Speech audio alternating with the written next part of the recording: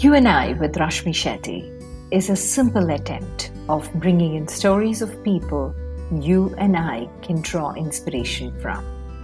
Ordinary folks, extraordinary lives. Their uniqueness and individuality that make them interesting to talk to and to listen to. A reaffirmation of the fact: open your eyes wider. The world is far more beautiful when we acknowledge the presence of both you and I.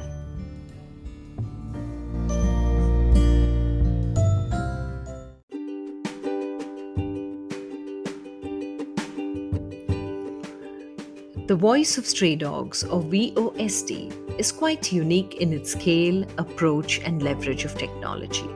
Its uniqueness has led its founder, who is our guest today, Mr. Rakesh Shukla, to be featured on various popular news channels such as BBC, CNN, CNN-IBN, NDTV, India's leading national dailies, and led him to become a TEDx speaker. His TEDx talk that went viral showcases his commitment to the now 750 dogs in his care through a turbulent 3 years designed to bankrupt a multi-million-dollar enterprise. When you have 750 lives depending on you, your choices need to be more than just strategic or pragmatic, he says. Rakesh is based in Bangalore, where he spends half his week in the city with 14 dogs and the other half at the sanctuary, as he calls it, on the outskirts of the city with another 750. Rakesh's journey has been full of life lessons. His choices and experiences describe a uniquely personal journey against a landscape that is in equal parts business and non-profit. It is a real-life story that is inspiring, innovative, and courageous. This is part 1 of a 2-part series with Rakesh Shukla, where he describes how he found his calling and what all it led him to. Before we listen to Rakesh, I would love to give a shout out to a podcast series by Shubham Agarwal. How did R.C. Bhargava build Maruti Suzuki as its chairman? Or what are some of the less known hacks of life and career which can give you the right boost? Shubham Agarwal, in his podcast Secrets of Storytellers, which is ranked 16th in India and featured in the top 5% podcast around the world, discusses all this and more with the most prolific business leaders from across the globe.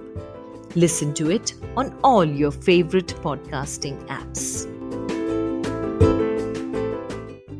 Hi, Rakesh. Hi. Very, very rarely do I have conversation with people in the midst of nature.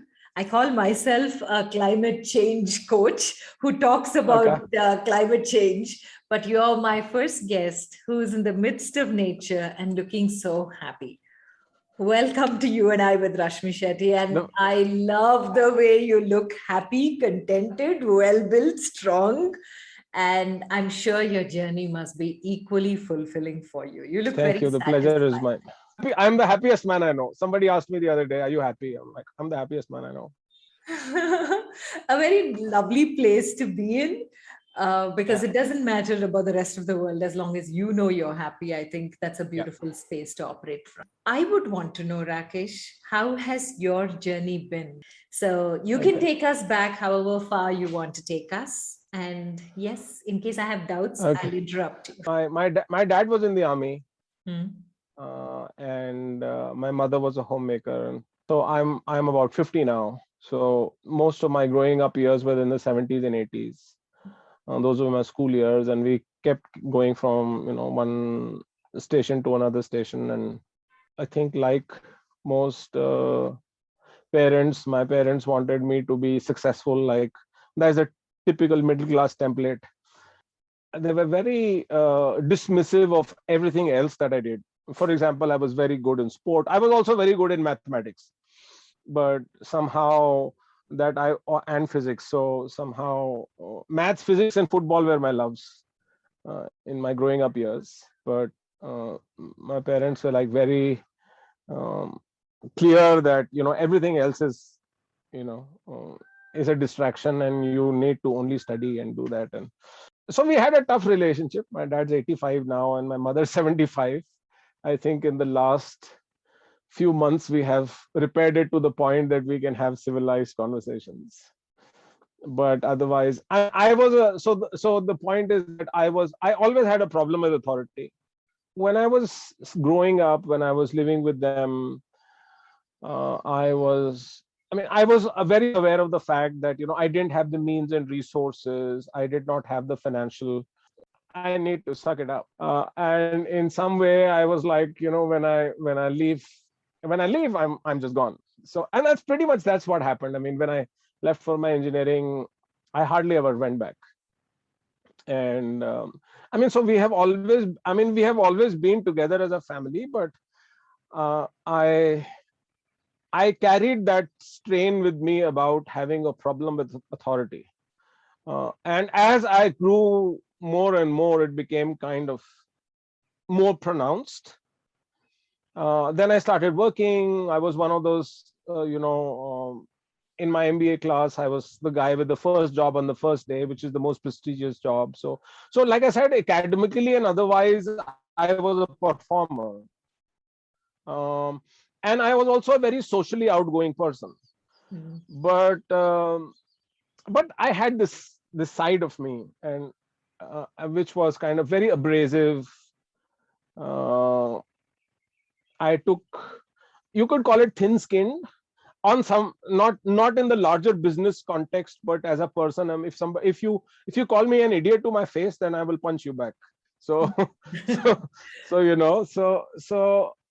that is how I remember growing up, actually.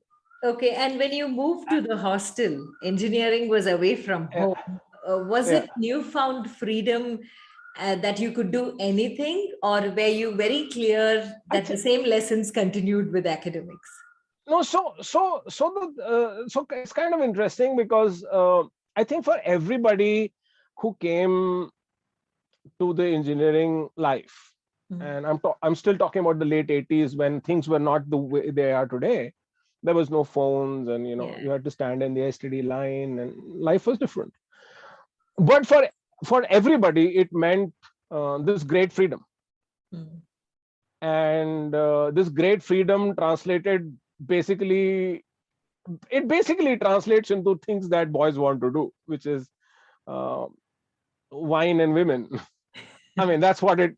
Yeah. That's Yeah. the Yeah. basic stuff of, if I'm alone and if I have the money, then I will drink all the booze I want. I will smoke all the cigarettes I want, and I would visit all the women that I want. I mean, so I was a very quiet child. I mean, and I was very quiet in my early years as well. So I mean, that's kind of funny because I also went on to become the president of my college, the president of my university. So I've done some very aggressive things. I've played very aggressive sport, Mm. but I had no interest in. So the first time I drank was, I remember at the end of my MBA, the final year party was Mm. the first time I drank because I had a job. So till I did not work and till I was not kind of financially on myself, somehow I think I had made myself a promise in some way. I do not explicitly, but I never even drank. I never swore. I never used cuss words.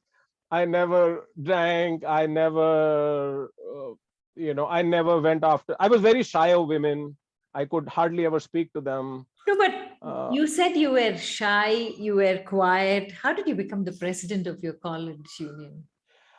uh, so, uh, so I was, like I said, I was academically strong. I also had. I mean, I think in retrospect, I was shy, but shy about women, not like I said, not otherwise. Okay.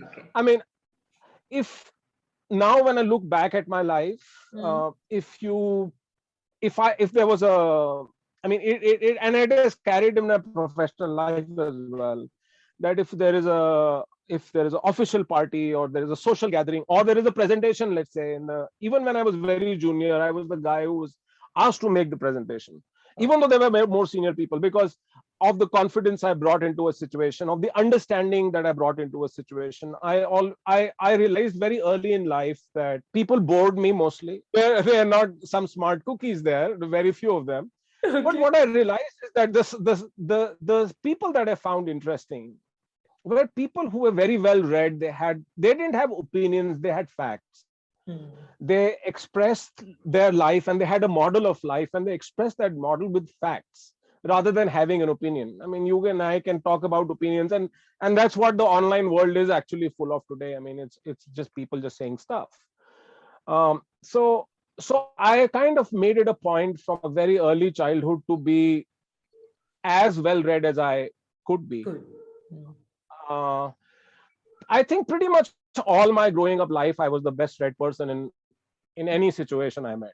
And I Hmm. met some very, very smart people, very senior people, but I've always been one of the best read people. I mean, even today at an average, I think I read about 150 pages of stuff. Hmm. It's mostly science and business, but but being read and being well read is very important for me. So I was, and I think going in my engineering years, for example, I mean, I was shy, but like I said, shy about women, Hmm. not shy with the guys, and Hmm. and people slowly start to realize that. mm, I mean, I would perhaps call it natural leadership.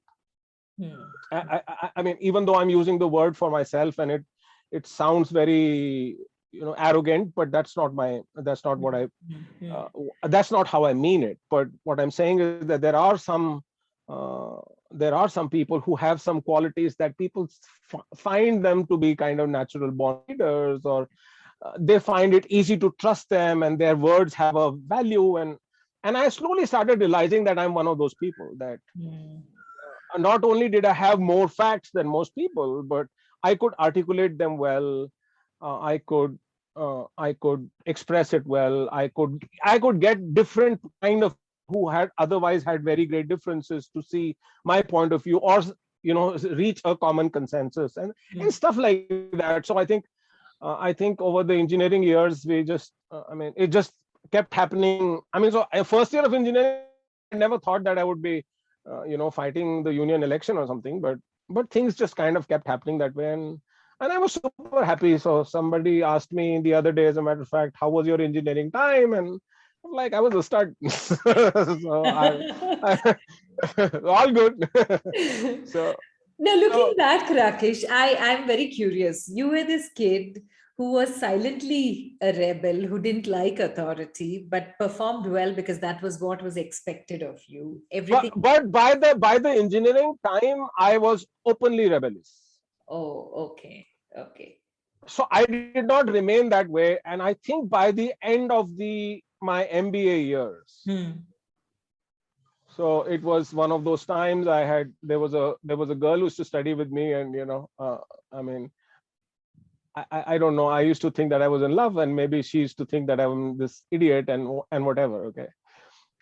So I was There's a lot of heartbreak at that time for me. But my point is that uh, in the from the engineering, then I went into the MBA years, and I was like a small town boy in the Hmm. MBA time. My friends, they all came from, a lot of them came from, their parents were civil servants or businessmen, and they had all lived in big cities. Hmm. um, and I was very shy, and suddenly I was put in a situation where 50% of the people in my class were girls and 50% were the boys. So I didn't know what to say to this other 50%. I was a tongue tied kind of a person. But like I said, one thing led to another. But my that latent aggression, which I now see arising in my early engineering time, was, I think, very well set by the time I left my MBA, and over the next 1 or 2 years. Like I said, personally, it was a very distressing time for me because of this personal episode. But there was, I mean, if I look at the mid to late 90s, there was nothing repressed about me. It was all out there. It was I mean, you had to deal with me. And my managers had to deal with me. So I was the kind of guy, I worked very hard, for example, in I was working for someone else. I used to work very hard. Uh, by the late 90s, I was kind of pretty much out there. So there was nothing latent about it. But I think the challenge has remained from then till 2006 when I started my own company, because working for someone means ultimately you have to suck it up. Yeah, yeah. And I sucked up to different people at different, but it was a very difficult time. Uh, And and then I started on my own, and things got much better. oh, they did get better, because when you have your own setup, you still have Yeah, a team below you who has right, to work as per what you want, but they also come with right. diverse thought processes. How did you Yeah. align all of that? Like I said, I think in some way so I'm not one of those headstrong kind of people that I've thought of something so I'm right, and it's never been like Or you that. were willing to listen?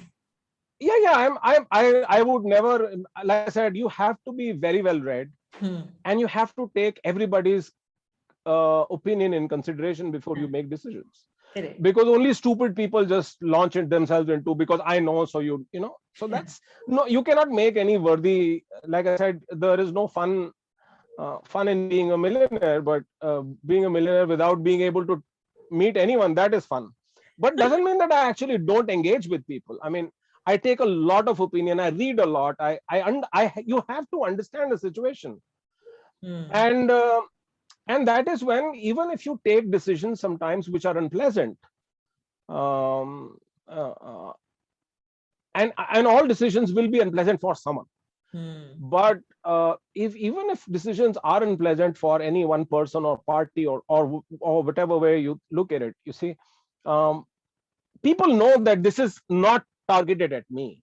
Hmm. There is a larger picture here. The converse is true as well, which is that while you are doing this decision making and taking information from people, you also need to educate people around you.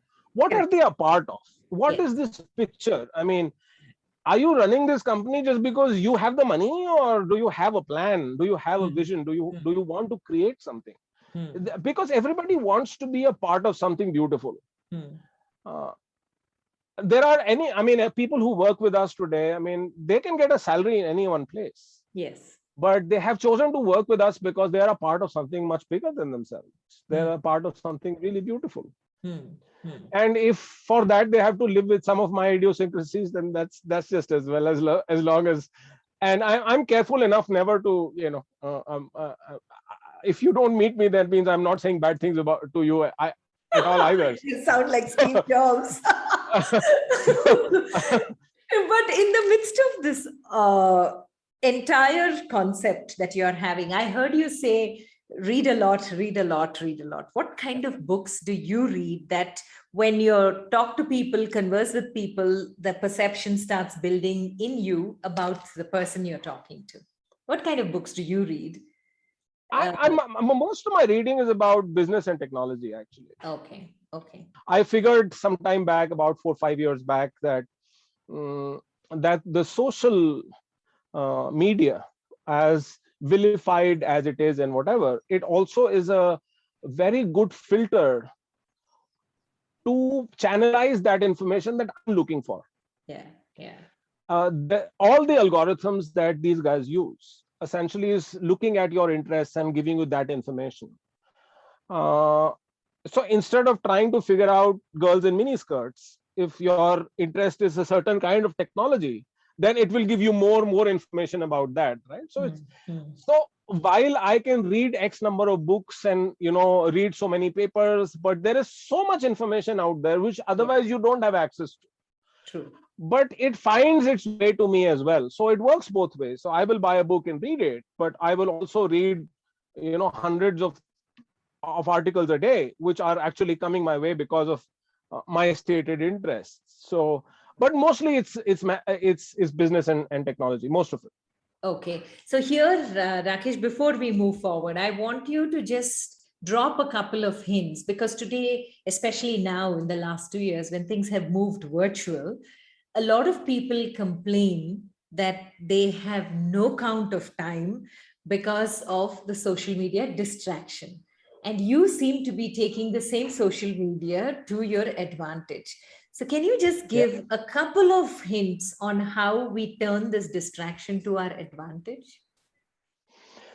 One of the things that I realized early on, and then has become an acceptable science as well, is I will just take a step back and talk about self-worth. Hmm. Okay. Social media per se exists because of uh, lack of self-worth. Hmm. You don't think that you are, um, you want to feel good. You want to feel good. So at different points, people will do different things to feel good. You become more successful, you buy a bigger car, you want a bigger home. I live in Whitefield, I live in that field, I live this, I do that, this is my hair, what I do, people do funny stuff, the kind of suits, and I've done all those things. It's not like I was not born some saint. I remember it was in 2007 that and it was very early that I started using Facebook. Hmm. um, uh, and and it was addictive in the beginning. uh, and then I kind of started thinking, what is about it that is addictive? I mean, why am I looking at it? And uh, it did not take me too long to figure it out that, when I say something or I do something, Twitter they all work on the same principle. Hmm. um, that you send something out there and how people respond to it. There is a like, there's so actually that action is a feel good moment. But you want to feel good by somebody else's uh, opinion of you. I mean, I've the other way to understand it or see it is that, you'll find very docile people. Like I said, I'm a naturally aggressive person, but you'll feel very docile people there. I mean, otherwise they cannot stand up for themselves for anything, right? But on Twitter, they are screaming their heads off and, calling people names, and you know the whole. I mean, if you look at how much aggression there is out there on social, you think that generally people are these super aggressive he-men walking around, but actually people are not. They're docile people. 99.99% people. I mean, natural true aggression is very rare to find. And this is what is driving the social media binge, and all the new kind of media is coming. And it's down to the same stuff, which is being able to project oneself in some way and feeling good about it. Somebody says nice or sends a like and you feel wow. I mean, you look at recently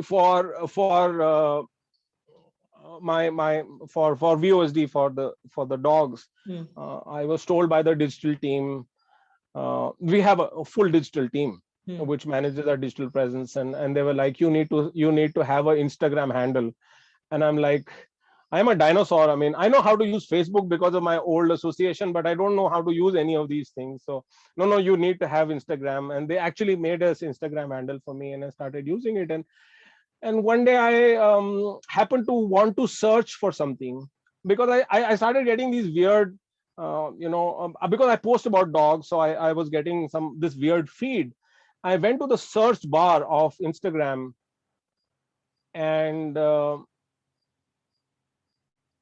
mean, there are all these women who are in their 20s in various states of funny dresses, not funny, but really hot Hmm. kind of dresses. And I'm like, I have not even clicked on anything yet. Yeah. But it is a personality that is being built, that there is a guy in the late 50s, in the late 40s, and he is of a certain, because of Facebook, Instagram, same company. So socially in a certain place, or financially in a certain place, this is what he's wanting to be looking at, Hmm. right? So I realized that if I take away the feel good factor, and I'm not trying to feel good using Facebook or whichever way it is, um, then it is just information. I can use the same filtration for the info I want. Hmm. And that's how, I mean, so it's kind of interesting. I stay in a very remote area. I don't have access to newspapers. I cannot stream data. I mean, I cannot stream visual media or videos, basically. You can send me a link, but I have to drive 4 or 5 kilometers to get access to that link.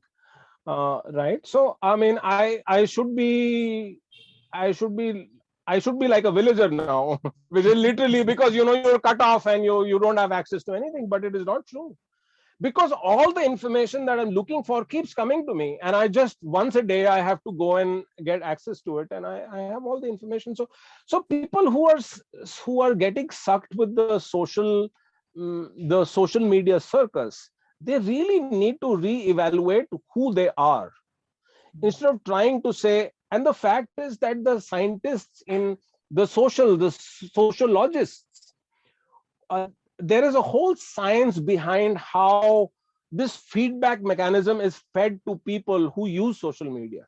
Mhm. So whatever I'm saying is when Zuckerberg first made Facebook, he didn't think of that.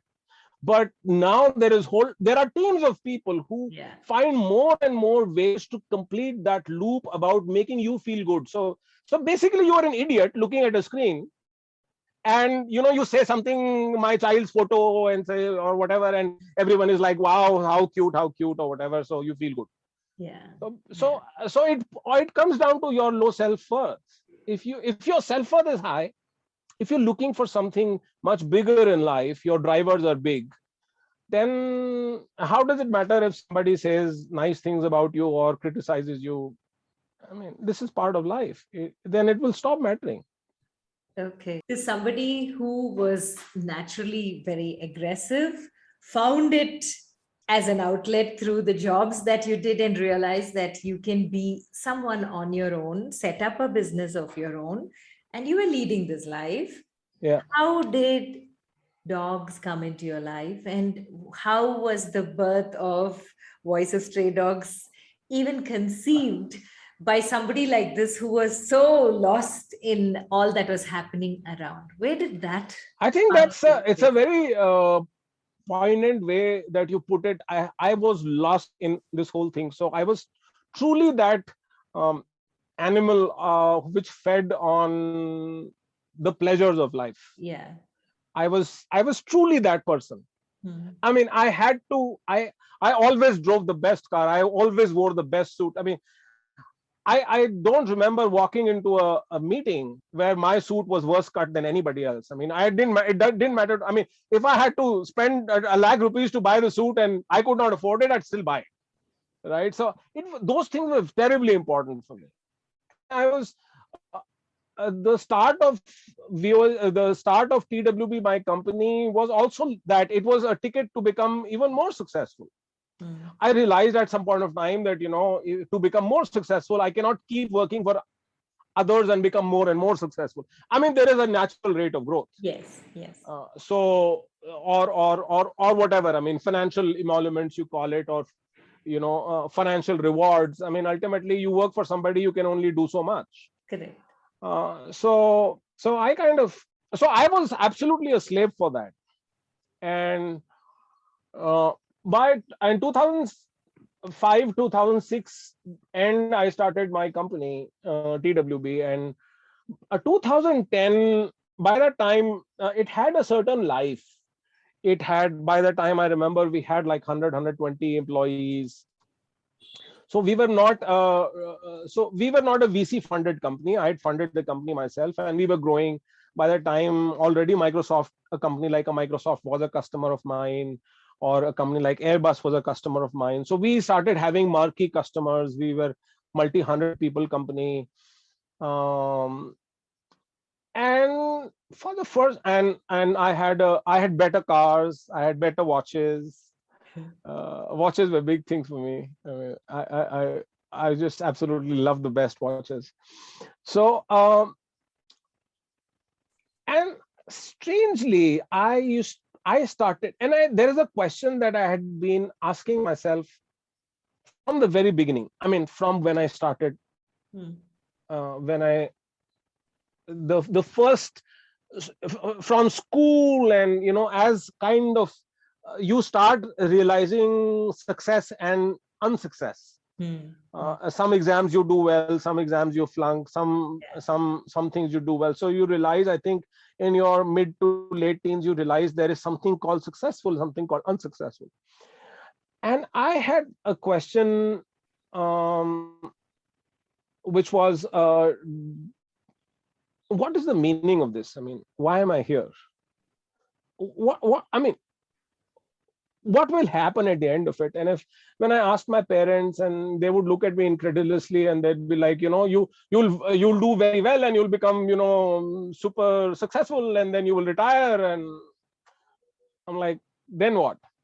I mean, what is the meaning of this whole journey? What is the meaning of this? So I used to ask myself this question, and I realized that I ask my parents, I'm asking the wrong people, because they have not thought of life as a journey that you have to go somewhere. Because the journey is the journey, right? And I think for most of us, that's it. That's all there is. I mean, that's the end in itself. And 2010, 2011, I started having that same conversation with myself, which is, what is the meaning of this? So I wanted to run. So by this time, I'm going to CNN to give an interview. Business India has me in a story. Business Today has me in a story. So I'm doing all the things that successful people do. I drive this nice. What prompted this question in you, Rakesh? You were doing what? This question was there with me since my childhood. Oh, you always were pursuing. I always had this question. I used to ask my parents. I used to ask teachers, what is the meaning of this? I mean, I'm coming to school and I will get 99% marks and go to engineering. Fir kya hoga? Fir, you'll get a job, and then, fir kya hoga? So what is the meaning of this? What is this journey about? What is this? Right? And but at the same time, I had in Sanskrit, there are two words, asakti and virakti. Virakti, right? Virakti is moksha. I mean, there is no desire, and asakti is lust for everything. Yes. And from the very beginning, I had both. Okay. So, like I said, I was a very lustful person. I mean, everything that was, the best watches, the best. I mean, it had to be materially. If I could touch it, it was beautiful. Then I had to have. I was truly that person. And as I became more and more successful, then I think, and by the time I was turning 40 maybe, and I was like, I started asking myself this question back again, which is, what is the meaning of this? So now I have 5 cars, and they'll become 50 cars. I have 4 houses, they'll become 40 houses. I'll keep buying more watches, and it's not making me happy. So what is the meaning of this? So for some reason, while thinking of this question and this answer, one of the things that I thought of is, if I had a dog. If I had a dog, I would feel fulfilled. If I had a dog, then I will feel loved the way I wanted to experience love. So I don't really know what the trigger for that was. Possibly the fact that in my childhood, like I said, I would keep suck it up most of the time. But if my parents said something, my teachers said something, I didn't like it.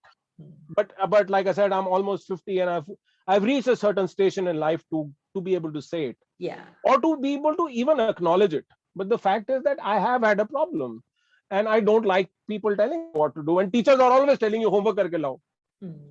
So I'm like, because you said homework karo, to I'm to nahi karunga. So coming back to 2010, 2011. So I've realized that this feeling of unfulfilled, this gap in my life, I cannot buy another watch and fill it. Because by the time I was like really wearing really expensive stuff. So I said, abhi to ek aur Rolex kharidunga, to isse to ye nahi hone wala. Abhi, if I buy another car, this is not going to fill it, right? So maybe a dog can solve it. But why dog? Just like that. So like I said, in my early childhood, because I had a problem with pretty much any authority, one of the things that my parents were very clear about is that there would never be a dog in the house. Oh. Okay. So possibly that was a trigger. Okay. So when I was like, all kids do, they're like, Mummy, Papa, mere ko kutta Uh, chahiye. So my parents would hit the roof. They're like, no dog in the house. So so it could have been many things, but I knew that answer to that was not buying something more, because buying is not helping. So it had, but that answer has to be found. And by that time, I was kind of getting increasingly distraught about this question. Uh, and So there was a guy who used to work with me. His name was Kashif, and Kashif said, "Sir." Kashif came from a small town in Karnataka, and he used to breed dogs in his struggling years. Very good guy in the business team. So he said, "Sir, I know someone who's got he's got one lab, one golden retriever. They have had babies. They know me from before. We'll go." And like in India, typically happens now, you buy dogs, but earlier there will be friends, dogs had pups and whatever. Yeah. Right? So I went with Kashif, and for the first time in my life, I actually touched a dog. I had never touched a dog in my life. And so I found this there were 6 pups and the mother. And the pups are running around the mother. And this guy who had the dog was a doctor. I still remember his name, Dr. Bhatt. He said, "What do you know about dogs? Where do you live?" Well, whatever. He asked me some of these questions. I said, "I don't know anything about dogs. I've read. I mean, by the time I'd read every book I could read about dogs. But nothing prepares you for a dog. It's like having a child. I mean, reading about childbirth is not the same as having a child." Yes. So so so I said, "Listen, I've never had a dog, and so he picked up a pup, and he said, because you've never had a dog, they are all males. Don't go for them. A female dog is kind of easier and more attached to you. She's easier to train." And he picked up the dog and gave the dog to my hand.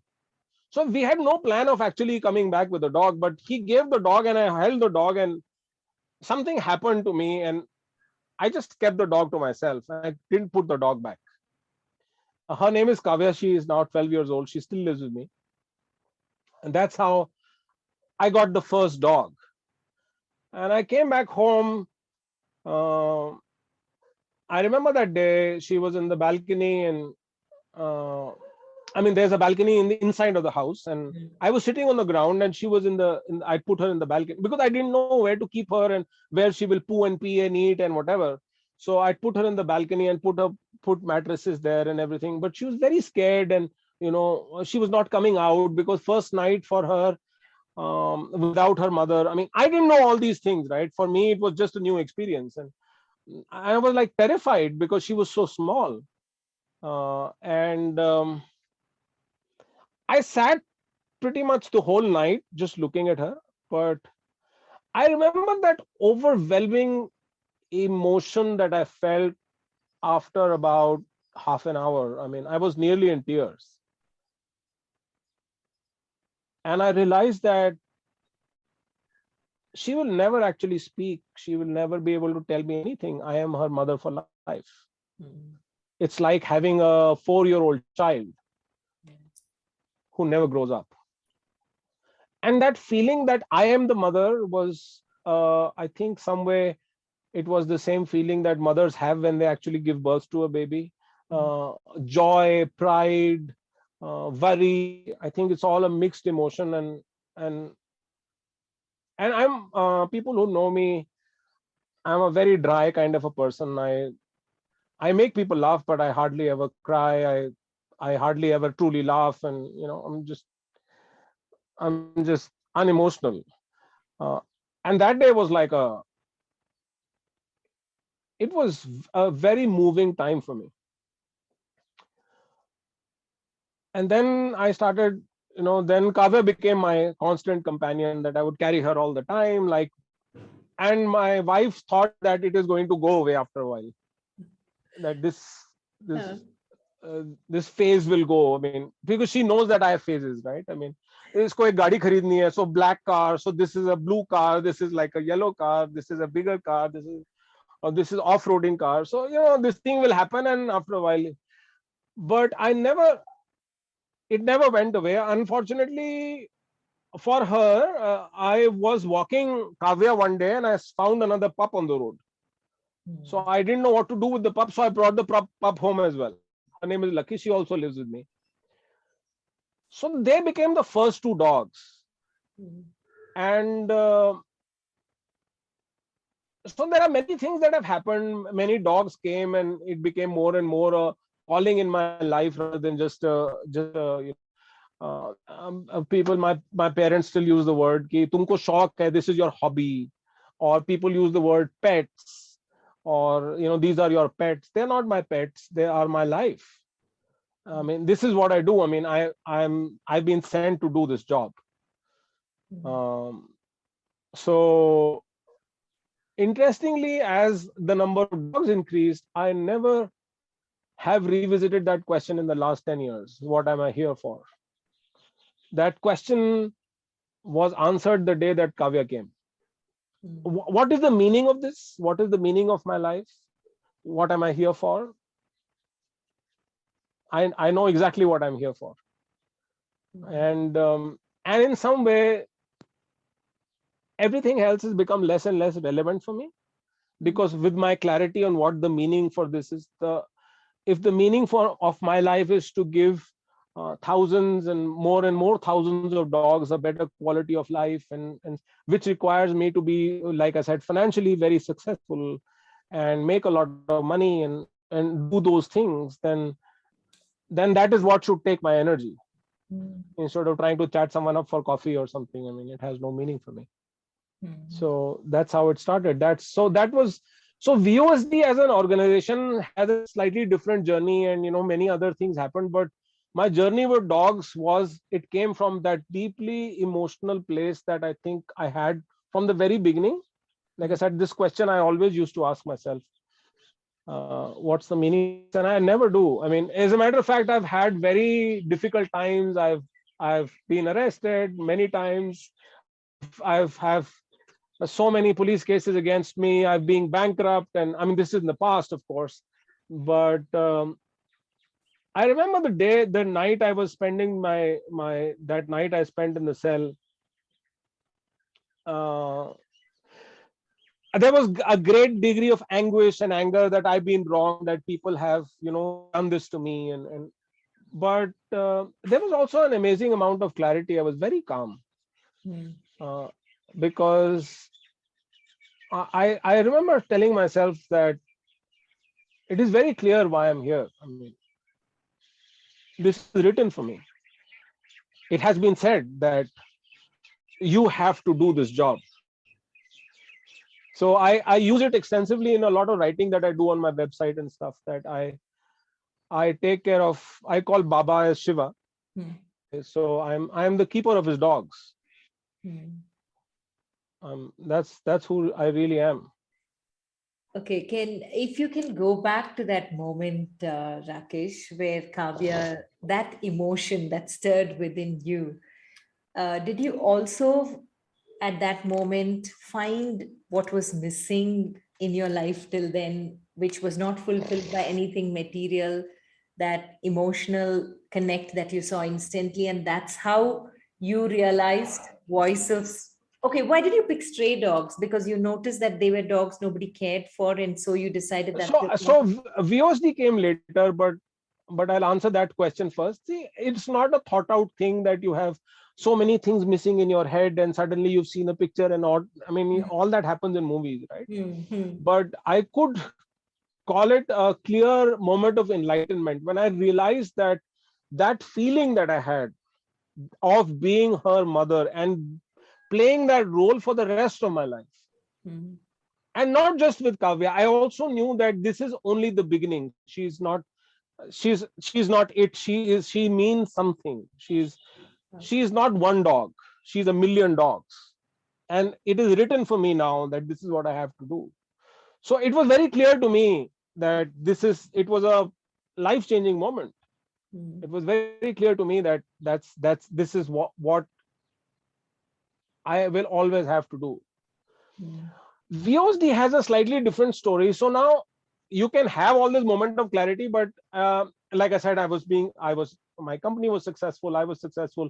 So I started. I said, "Kya karna chahiye? What should you do with dogs?" And like I said, I was walking Kavya, so I found a dog on the street called Lucky, and Lucky became my first stray dog at home. And then I started realizing that actually the love for dogs, the way that I had thought of, is a very distorted kind of love. The love for dogs, and even now I find that is the predominant emotion, which is, it's like having a son who's very smart, or having a wife who's very pretty, or it's one of those things in life. It's not because you have a real sense of belonging. So so I realized, because of Lucky, I realized that the real problem was the dogs that are on the street.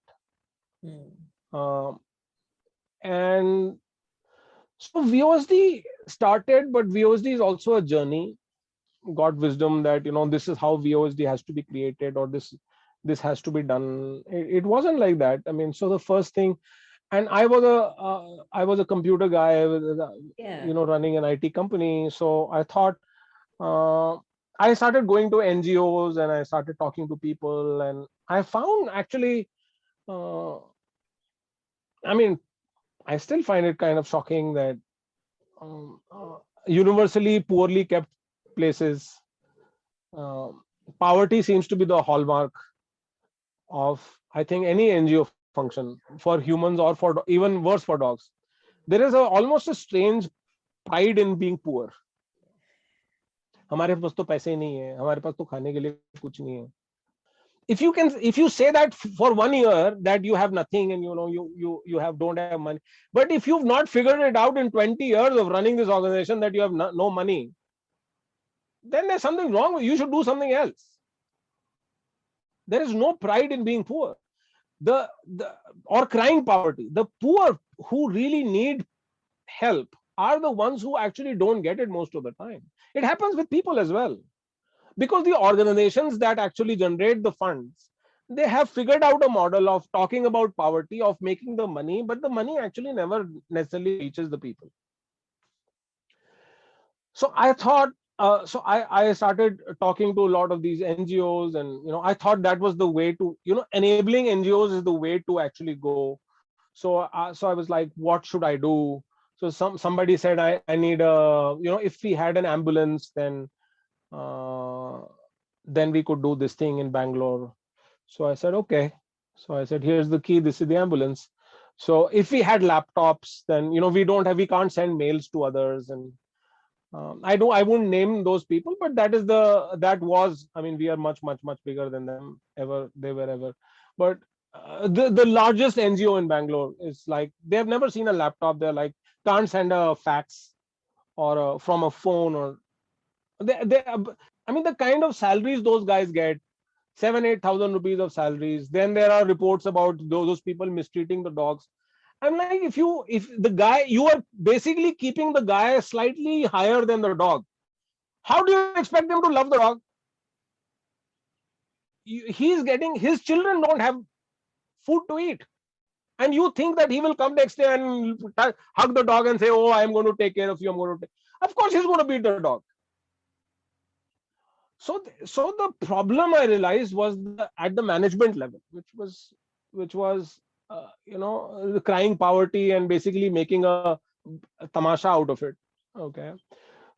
So the first phase of VOSD was actually enabling other NGOs. I started digitizing a lot of information, legal information. I thought, I found, like I said, to my horror, medical information was woefully inadequate.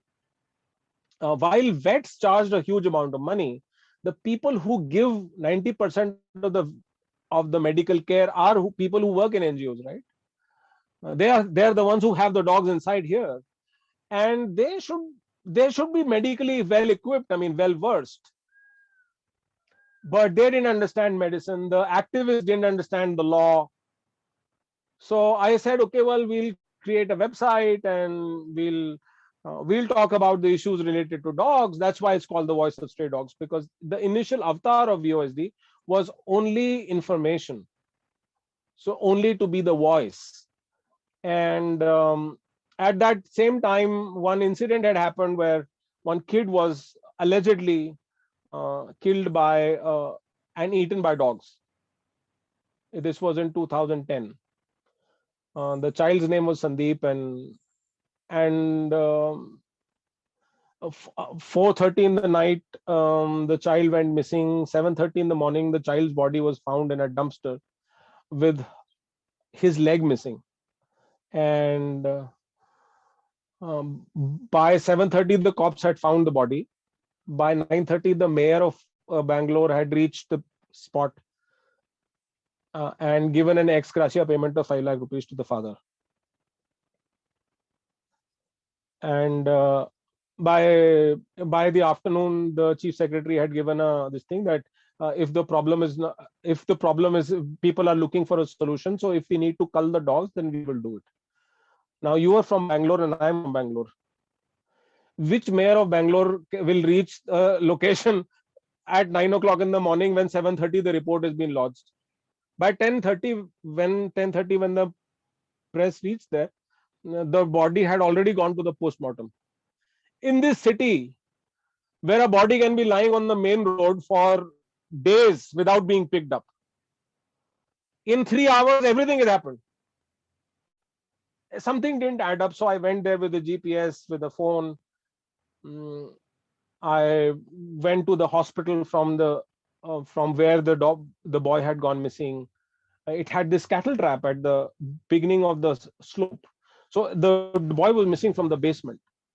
At the beginning of the slope was a cattle trap. At the end of the slope was a cattle trap, and no dog will cross the cattle trap. So now the story is that the dog crossed the cattle trap, crossed the second cattle trap, picked up the child, in an Indian dog, and a child which is worth 18 kgs, and carried the child without making a sound up the cattle trap and walked 750 meters. And like I said, I'm a very strong guy, but I can challenge pretty much, one sack of rice is 25 kgs. So I can challenge 99% of Bangalore cannot pick up that sack in their two hands. Forget carrying it. If I ask somebody to carry that sack for 750 meters, I don't know if there are even, including the sportsmen, there are maybe 500 people in Bangalore who can actually do it. So it did not add up. So I found, but I was not the authority. So I took all the information. I found the autopsy reports. I found the only original pictures of that the policeman had taken of the child. I took it. I went online. I searched for people who are in America, there is a whole lot of lawyers which specialize in autopsies with dog bites, because it's a common thing. Some pit bull has killed someone. This litigation is common. It's not common in India, but in America it's common. So the two people volunteered to actually look at the autopsy report and all the information, and then give me an unbiased view whether what has happened actually. And both of them came back saying that this is not a dog related death. So I wrote a white paper about how this particular death cannot be ascribed to dogs. And I went to all the newspapers and all the channels that had spoken, and they would continue to scream about dogs are a problem. I went to all of them. I said, I have redone this thing. This is a white paper. It's 30 pages of very good reading, if you know how to read, that is. But I think most editors are like I said, the average IQ in the world is 100, so you cannot expect much of people. So people are just lazy. They just don't want to read. And so nobody carried it. Nobody wanted to do it. So ultimately I said, I will create the website and I will create this thing. And that is why I called it the Voice of Stray Dogs. So I pretty much did it in over one night. In the night, I didn't have a name or a website. In the night, I created a one-page website, put the white paper on there, and next day I did a press conference and presented that paper and said that the dog was not. Of course, nobody bought it. Nobody is going to change their views just because I have written something. But that was the start of VOSD. And like I said, for the next 1 or 2 years, we did things which allowed other NGOs to work. To I was helping other NGOs, let's put it this way. But then I realized that the problem was not just about creating more information and giving people more laptops and giving more. I mean, ultimately nobody wanted to do anything different. The fact is that people are used to a certain something. They just want. If you give them a laptop, it goes to their system. They are not going to suddenly start writing more mails and become more connected because they got a laptop.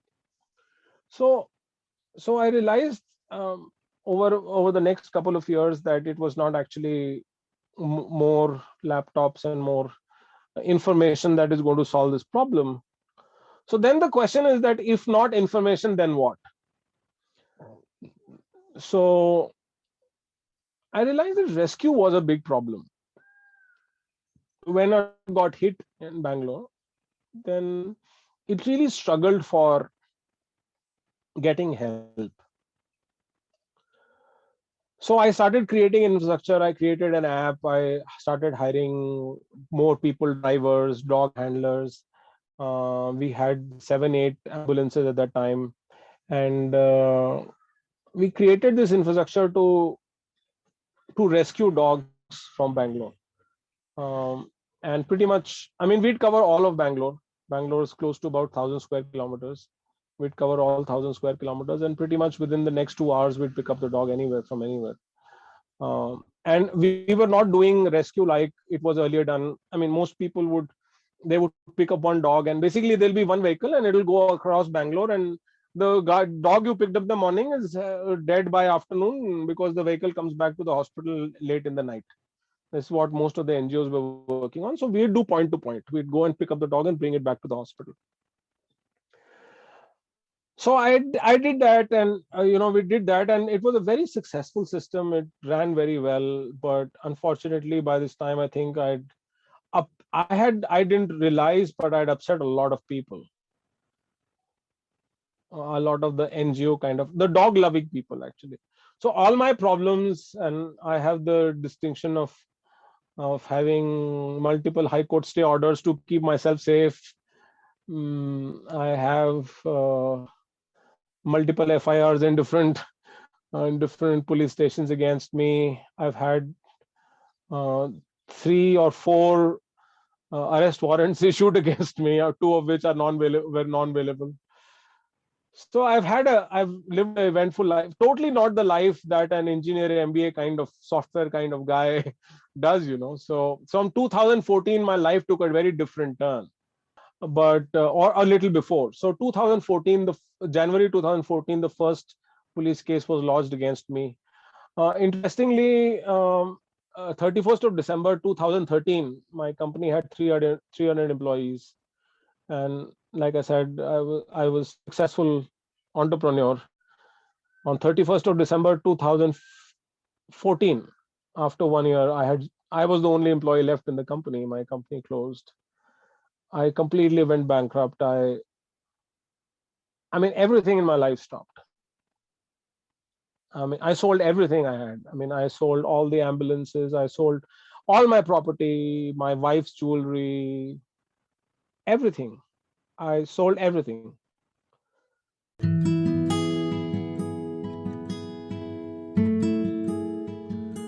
With that, we come to the end of this weekly quest of You and I with Rashmi Shetty. Do let us know if you know people who make the world beautiful. Write in to rashmi.the3rd-eye@gmail.com. That is rashmi.third@gmail.com. Come, Let's explore this amazing world together, both you and I.